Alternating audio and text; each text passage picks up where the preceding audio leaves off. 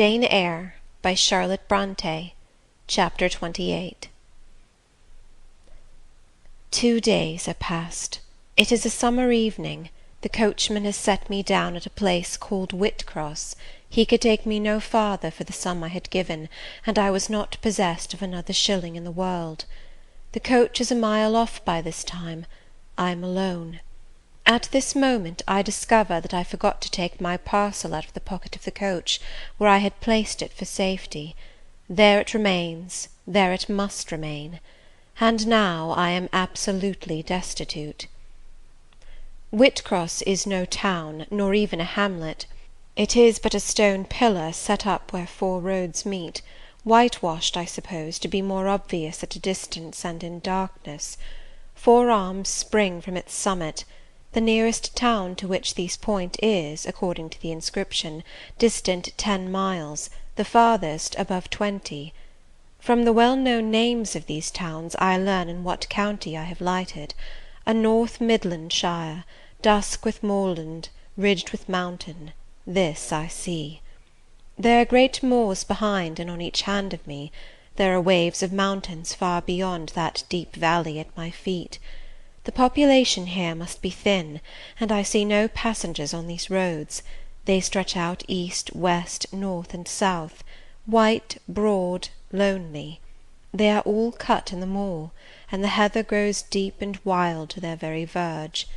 Yet a chance traveller might pass by, and I wish no eye to see me now. Strangers would wonder what I am doing, lingering here at the sign-post, evidently objectless and lost. I might be questioned. I could give no answer but what would sound incredible and excite suspicion. Not a tie holds me to human society at this moment. Not a charm or hope calls me where my fellow creatures are. None that saw me would have a kind thought or a good wish for me. I have no relative but the universal mother, Nature. I will seek her breast and ask repose. I struck straight into the heath. I held on to a hollow I saw deeply furrowing the brown moor-side. I waded knee-deep in its dark growth. I turned with its turnings, and finding a moss-blackened granite crag in a hidden angle, I sat down under it. High banks of moor were about me. The crag protected my head. The sky was over that. Some time passed before I felt tranquil even here. I had a vague dread that wild cattle might be near, or that some sportsman or poacher might discover me. If a gust of wind swept the waste, I looked up, fearing it was the rush of a bull. If a plover whistled, I imagined it a man. Finding my apprehensions unfounded, however, and calmed by the deep silence that reigned as evening declined at nightfall, I took confidence. As yet I had not thought, I had only listened, watched, dreaded. Now I regained the faculty of reflection. What was I to do? Where to go? Oh, intolerable questions, when I could do nothing and go nowhere! When a long way must yet be measured by my weary trembling limbs before I could reach human habitation, when cold charity must be entreated before I could get a lodging, reluctant sympathy importuned, almost certain repulse incurred, before my tale could be listened to, or one of my wants relieved. I touched the heath. It was dry, and yet warm with the heat of the summer day. I looked at the sky.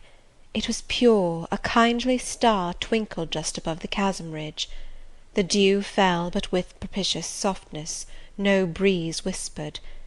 Nature seemed to me benign and good.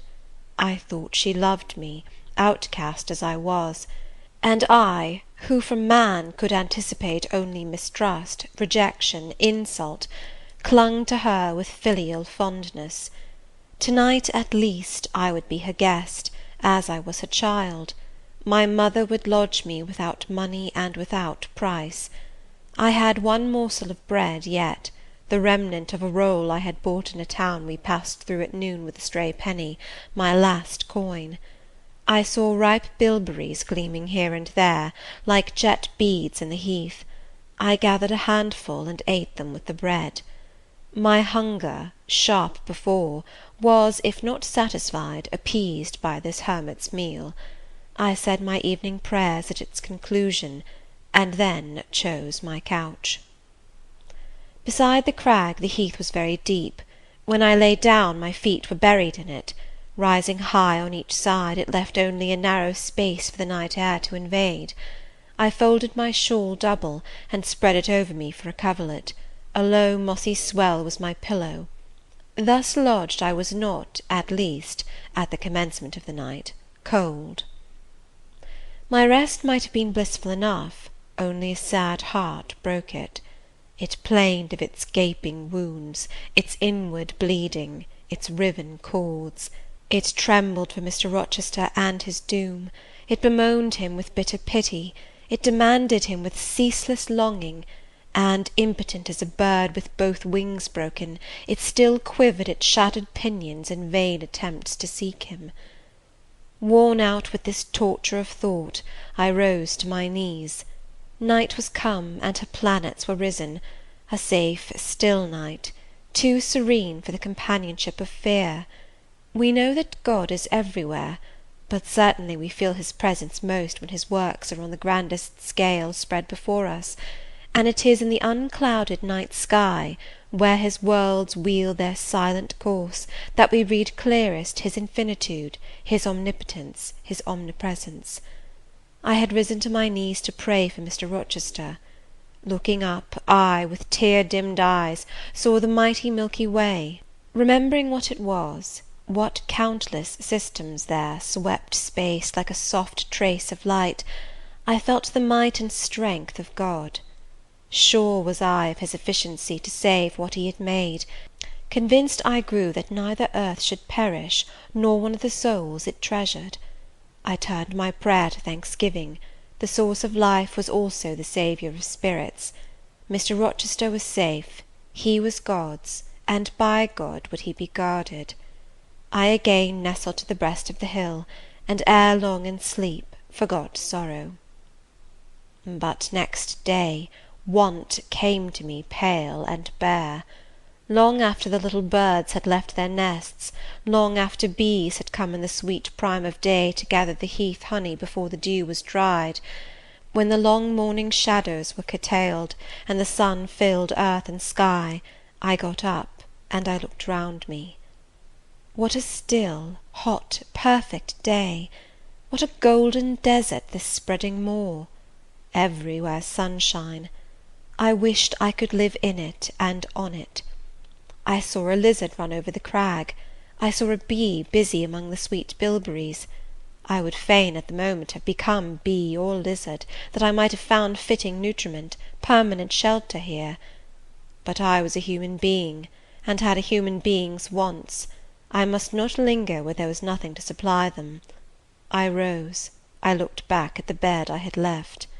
Hopeless of the future, I wished but this, that my Maker had that night thought good to require my soul of me while I slept, and that this weary frame, absolved by death from further conflict with fate, had now but to decay quietly, and mingle in peace with the soil of this wilderness. Life, however, was yet in my possession, with all its requirements and pains and responsibilities. The burden must be carried, the want provided for, the suffering endured, the responsibility fulfilled. I set out. Whitcross regained, I followed a road which led from the sun, now fervent and high. By no other circumstance had I will to decide my choice. I walked a long time, and when I thought I had nearly done enough, and might conscientiously yield to the fatigue that had almost overpowered me, might relax this forced action, and sitting down on a stone I saw near, submit resistlessly to the apathy that clogged heart and limb, I heard a bell chime, a church bell. I turned in the direction of the sound, and there, amongst the romantic hills, whose changes and aspect I had ceased to note an hour ago, I saw a hamlet and a spire. All the valley at my right hand was full of pasture fields, and cornfields, and wood, and a glittering stream ran zigzag through the varied shades of green, the mellowing grain, the sombre woodland, the clear and sunny lea. Recalled by the rumbling of wheels to the road before me, I saw a heavily laden waggon labouring up the hill, and not far beyond were two cows and their drover. Human life and human labour were near. I must struggle on, strive to live and bend to toil like the rest. About 2 o'clock p.m. I entered the village. At the bottom of its one street there was a little shop with some cakes of bread in the window. I coveted a cake of bread. With that refreshment I could perhaps regain a degree of energy; without it, it would be difficult to proceed. The wish to have some strength and some vigour returned to me as soon as I was amongst my fellow beings. I felt it would be degrading to faint with hunger on the causeway of a hamlet. Had I nothing about me I could offer in exchange for one of those rolls? I considered. I had a small silk handkerchief tied round my throat. I had my gloves. I could hardly tell how men and women in extremities of destitution proceeded. I did not know whether either of these articles would be accepted. Probably they would not, but I must try. I entered the shop. A woman was there. Seeing a respectably dressed person, a lady, as she supposed, she came forward with civility. How could she serve me? I was seized with shame. My tongue would not utter the request I had prepared. I dared not offer her the half-worn gloves, the creased handkerchief. Besides, I felt it would be absurd. I only begged permission to sit down a moment, as I was tired. Disappointed in the expectation of a customer, she coolly acceded to my request. She pointed to a seat. I sank into it. I felt sorely urged to weep, but conscious how unreasonable such a manifestation would be, I restrained it. Soon I asked her if there were any dressmaker or plain workwoman in the village. Yes, 2 or 3, quite as many as there was employment for. I reflected. I was driven to the point now. I was brought face to face with necessity. I stood in the position of one without a resource, without a friend, without a coin. I must do something. What? I must apply somewhere. Where? Did she know of any place in the neighbourhood where a servant was wanted? Nay, she couldn't say. What was the chief trade in this place? What did most of the people do? Some were farm labourers. A good deal worked in Mr Rolliver's needle factory and at the foundry. Did Mr Rolliver employ women? Nay, it was men's work. And what do the women do? A naught, was the answer. Some does one thing and some another. Poor folk must get on as they can. She seemed to be tired of my questions, and indeed what claim had I to importune her? A neighbour or two came in. My chair was evidently wanted. I took leave. I passed up the street, looking as I went at all the houses to the right hand and to the left, but I could discover no pretext, nor see an inducement to enter any. I rambled round the hamlet, going sometimes to a little distance and returning again for an hour or more. Much exhausted, and suffering greatly now for want of food, I turned aside into a lane and sat down under the hedge. Ere many minutes had elapsed, I was again on my feet, however, and again searching something, a resource, or at least an informant. A pretty little house stood at the top of the lane, with a garden before it, exquisitely neat and brilliantly blooming. I stopped at it. What business had I to approach the white door or touch the glittering knocker? In what way could it possibly be the interest of the inhabitants of that dwelling to serve me? Yet I drew near and knocked. A mild-looking, cleanly attired young woman opened the door. In such a voice as might be expected from a hopeless heart and fainting frame, a voice wretchedly low and faltering, I asked if a servant was wanted here. No, said she, we do not keep a servant. Can you tell me where I could get employment of any kind? I continued. I am a stranger without acquaintance in this place. I want some work, no matter what. But it was not her business to think for me, or to seek a place for me. Besides, in her eyes, how doubtful must have appeared my character, position, tale. She shook her head. She was sorry she could give me no information, and the white door closed, quite gently and civilly, but it shut me out. If she had held it open a little longer, I believe I should have begged a piece of bread, for I was now brought low. I could not bear to return to the sordid village, where, besides, no prospect of aid was visible. I should have longed rather to deviate to a wood I saw not far off, which appeared in its thick shade to offer inviting shelter, But I was so sick, so weak, so gnawed with nature's cravings, instinct kept me roaming round abodes where there was a chance of food. Solitude would be no solitude, rest no rest, while the vulture, hunger, thus sank beak and talons in my side. I drew near houses, I left them, and came back again, and again I wandered away, always repelled by the consciousness of having no claim to ask, no right to expect interest in my isolated lot. Meantime the afternoon advanced, while I thus wandered about like a lost and starving dog. In crossing a field I saw the church spire before me. I hastened towards it. Near the churchyard and in the middle of a garden stood a well-built though small house, which I had no doubt was the parsonage. I remembered that strangers who arrive at a place where they have no friends, and who want employment, sometimes apply to the clergyman for introduction and aid. It is the clergyman's function to help, at least with advice, those who wish to help themselves. I seemed to have something like a right to seek counsel here. Renewing then my courage, and gathering my feeble remains of strength, I pushed on. I reached the house, and knocked at the kitchen door. An old woman opened. I asked, was this the parsonage?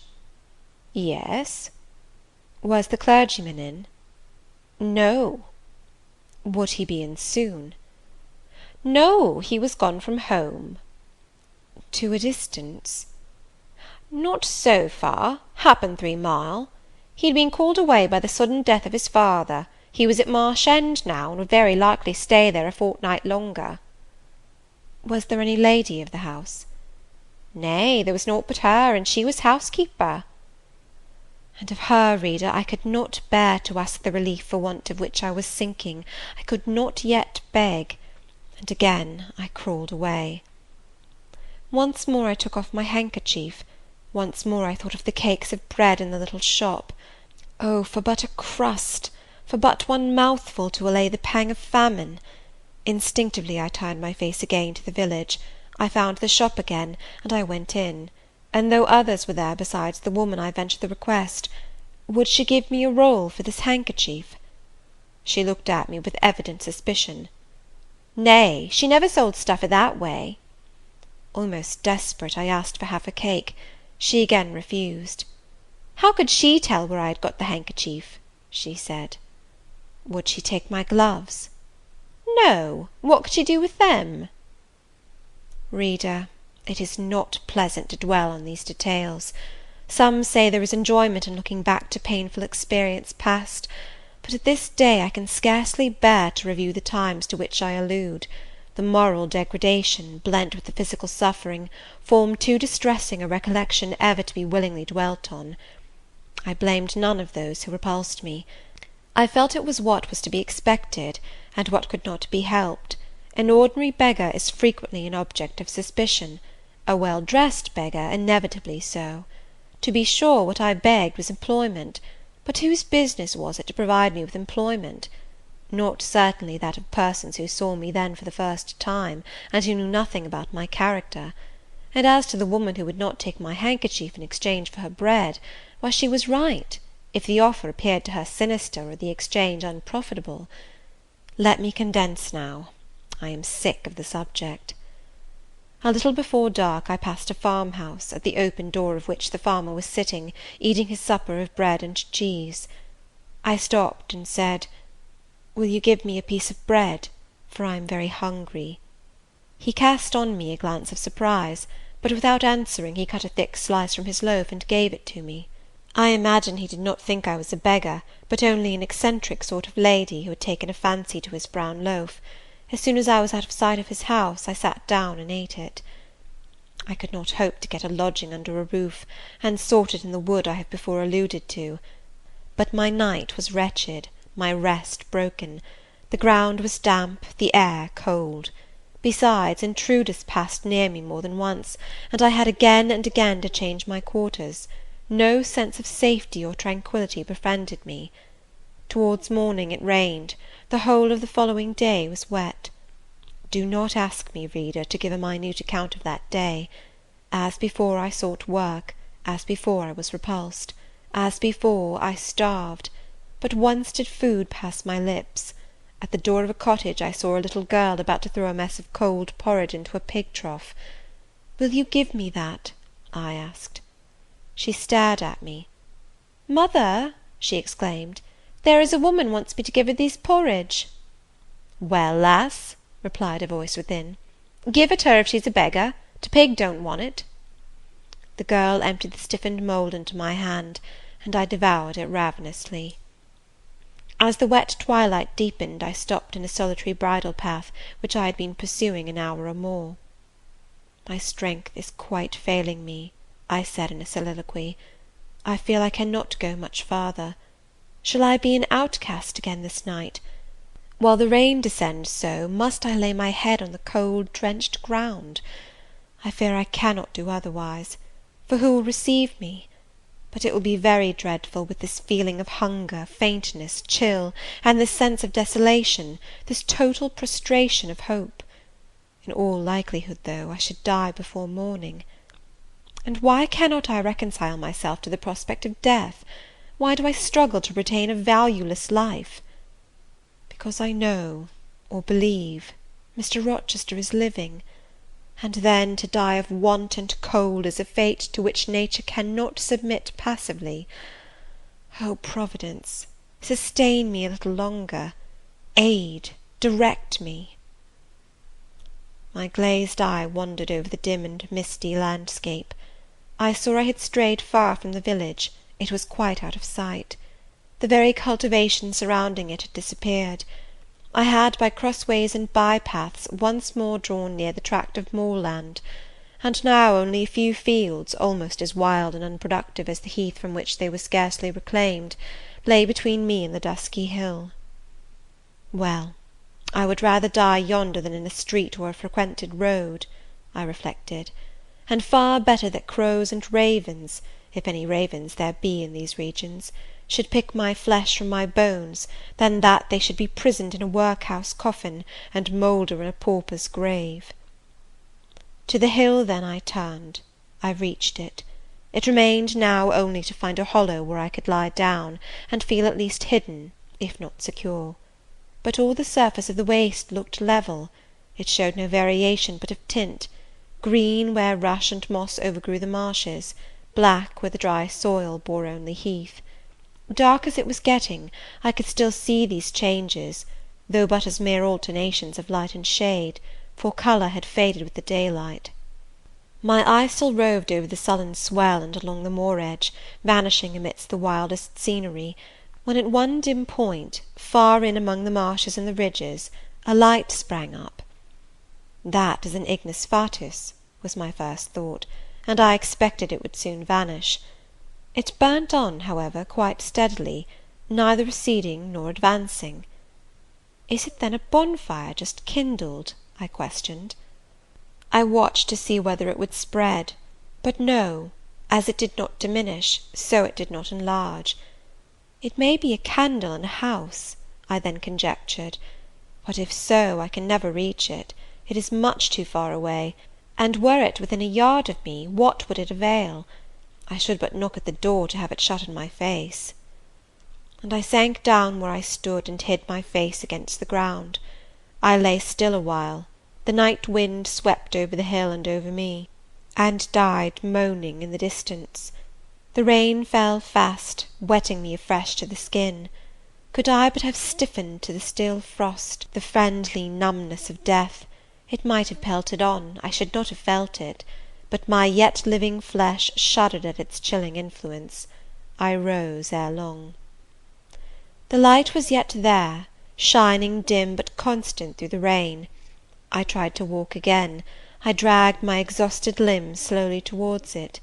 It led me aslant over the hill, through a wide bog, which would have been impassable in winter, and was splashy and shaking even now in the height of summer. Here I fell twice, but as often I rose and rallied my faculties. This light was my forlorn hope. I must gain it. Having crossed the marsh, I saw a trace of white over the moor.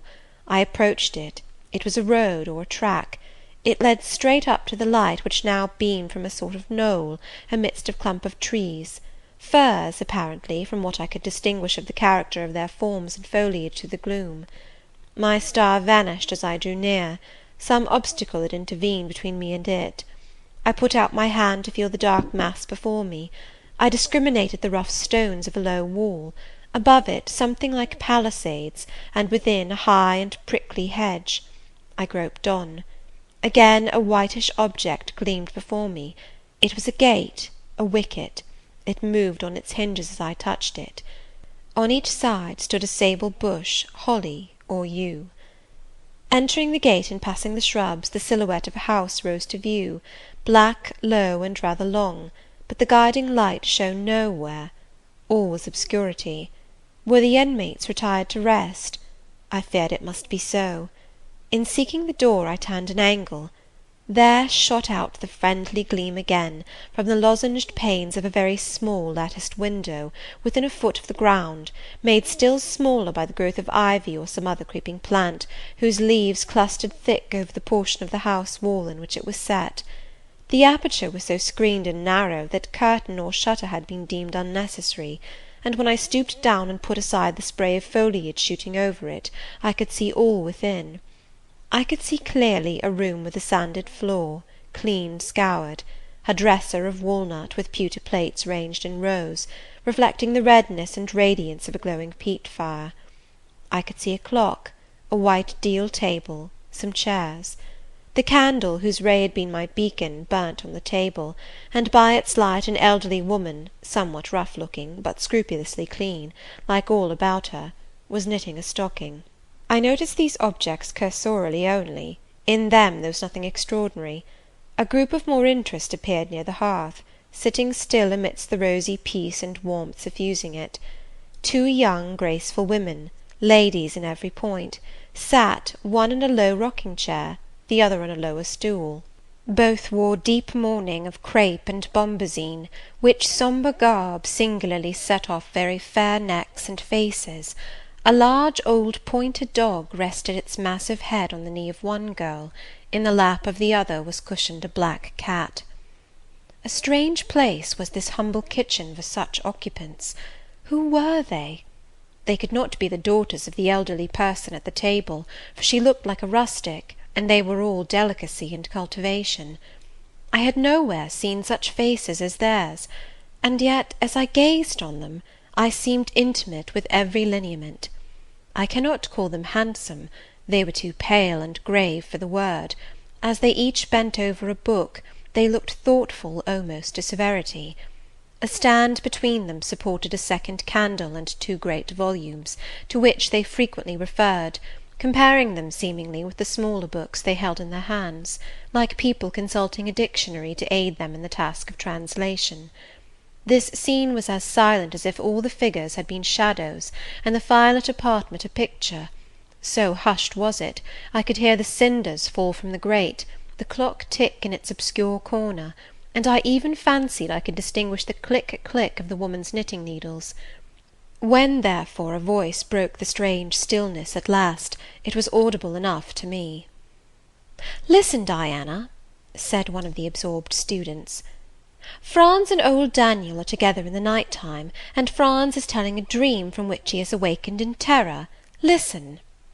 And in a low voice she read something, of which not one word was intelligible to me, for it was in an unknown tongue, neither French nor Latin. Whether it were Greek or German I could not tell. "That is strong," she said when she had finished. "I relish it." The other girl, who had lifted her head to listen to her sister, repeated, while she gazed at the fire, a line of what had been read. At a later day I knew the language and the book, therefore I will here quote the line, though when I first heard it, it was only like a stroke on sounding brass to me, conveying no meaning. Da trat hervor einer, anzusehen wie die Sternennacht. Good, good, she exclaimed, while her dark and deep eyes sparkled. There you have a dim and mighty archangel fitly set before you. The line is worth 100 pages of fustian. Ich wage die Gedanken in der Schale meines Sohnes und die Werke mit dem Gewichte meines Grimms. I like it.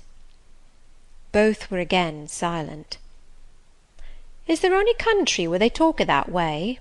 said the old woman, looking up from her knitting. "Yes, Hannah, a far larger country than England, where they talk in no other way." "Well, for sure case, I knownt how they can understand to one t'other, and if either o' you went over there, you could tell what they said, I guess." "We could probably tell something of what they said, but not all, for we are not as clever as you think us, Hannah. We don't speak German, and we cannot read it without a dictionary to help us." "And what good does it do you?" "We mean to teach it some time, or at least the elements, as they say, and then we shall get more money than we do now." "Very like. But give o'er studying. You've done enough for to-night." "I think we have. At least I'm tired.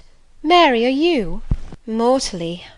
After all, it's tough work fagging away at a language with no master but a lexicon."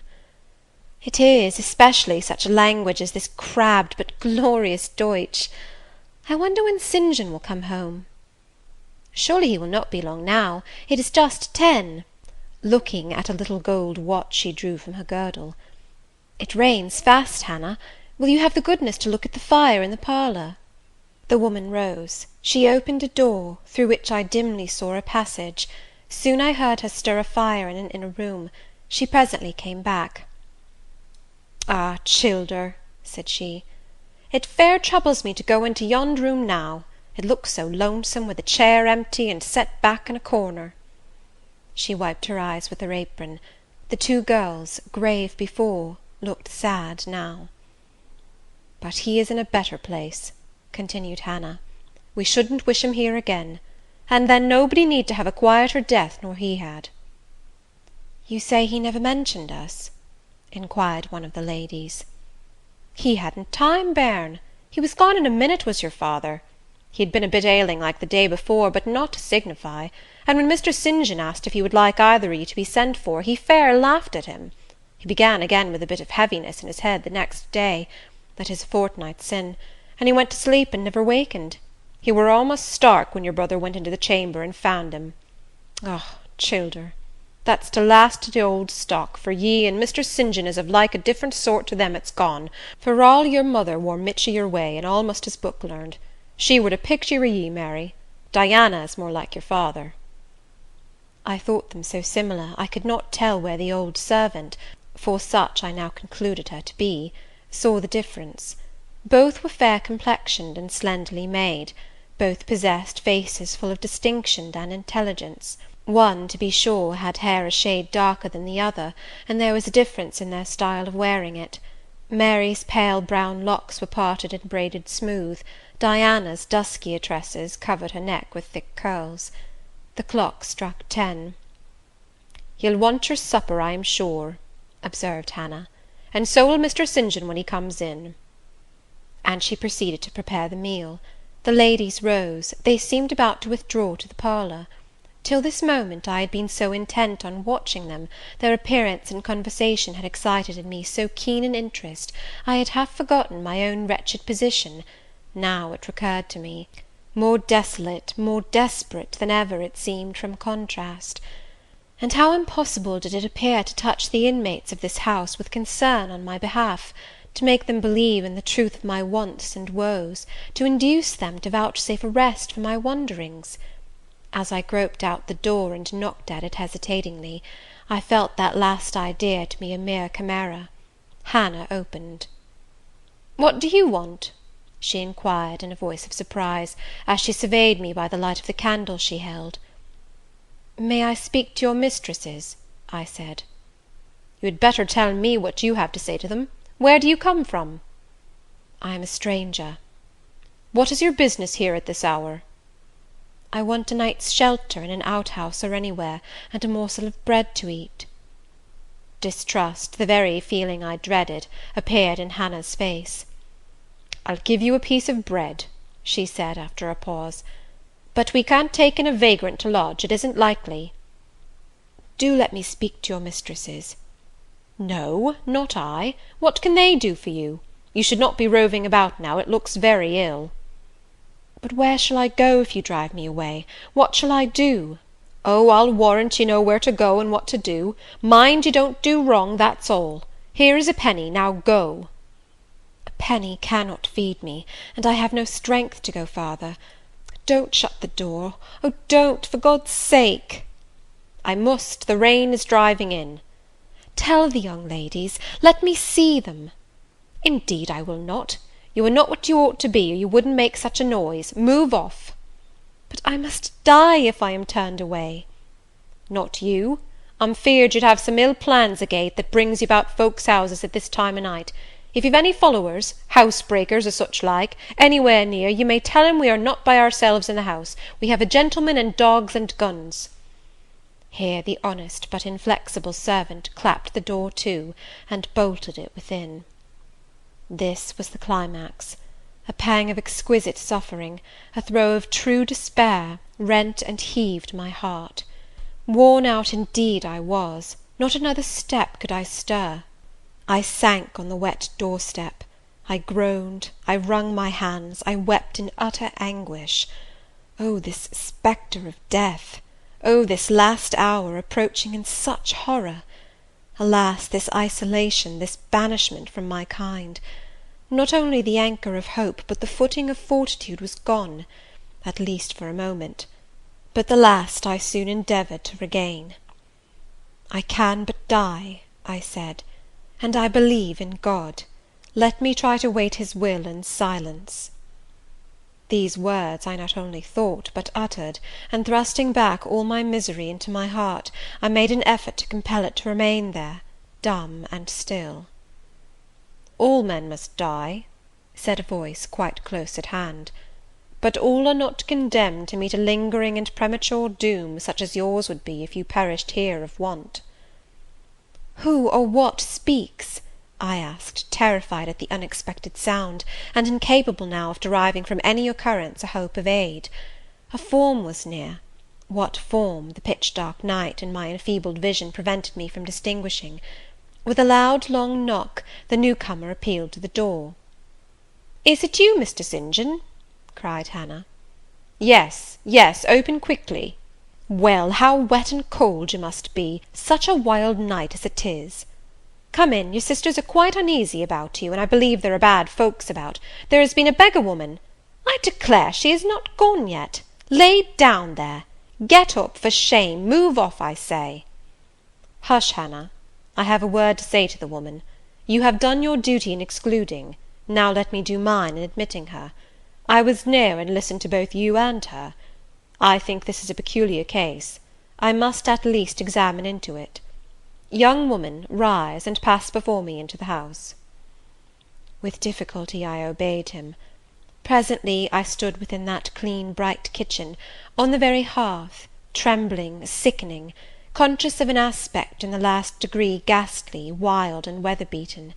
The two ladies, their brother, Mr. St. John, the old servant, were all gazing at me.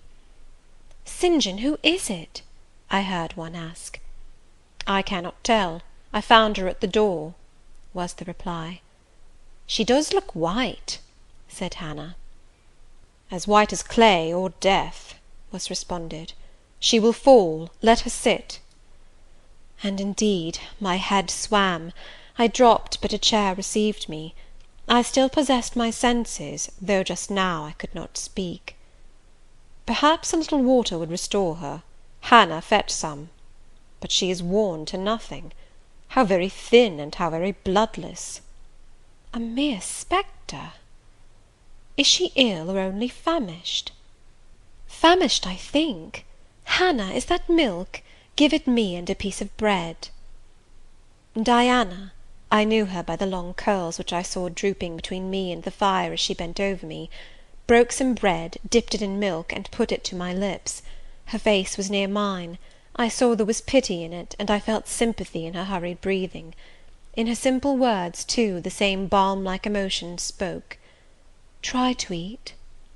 "Yes, try," repeated Mary gently, and Mary's hand removed my sodden bonnet and lifted my head. I tasted what they offered me, feebly at first, eagerly soon. "Not too much at first. Restrain her," said the brother.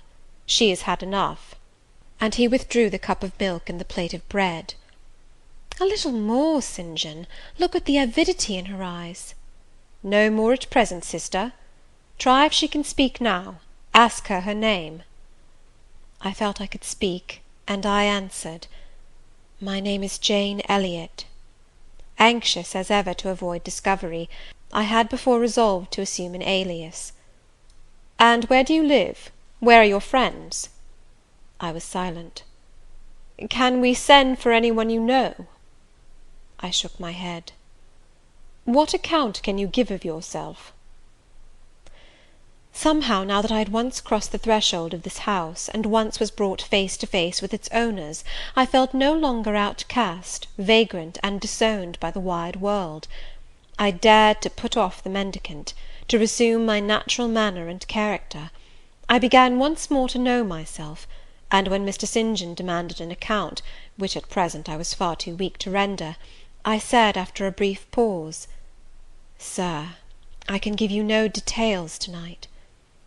"But what, then," said he, "do you expect me to do for you?" "Nothing," I replied. My strength sufficed but for short answers. Diana took the word. "Do you mean," she asked, "that we have now given you what aid you require, and that we may dismiss you to the moor in the rainy night?" I looked at her. She had, I thought, a remarkable countenance, instinct both with power and goodness. I took sudden courage. Answering her compassionate gaze with a smile, I said, "I will trust you. If I were a masterless and stray dog, I know that you would not turn me from your hearth to-night. As it is, I really have no fear. Do with me and for me as you like, but excuse me from much discourse. My breath is short. I feel a spasm when I speak." All three surveyed me, and all three were silent. "Hannah," said Mr. St. John at last, "let her sit there at present, and ask her no questions. In 10 minutes more, give her the remainder of that milk and bread. Mary and Diana, let us go into the parlour, and talk the matter over." They withdrew. Very soon one of the ladies returned, I could not tell which. A kind of pleasant stupor was stealing over me as I sat by the genial fire. In an undertone she gave some directions to Hannah. Ere long, with the servant's aid, I contrived to mount a staircase. My dripping clothes were removed. Soon a warm, dry bed received me. I thanked God, experienced amidst unutterable exhaustion a glow of grateful joy, and slept. Chapter XXIX.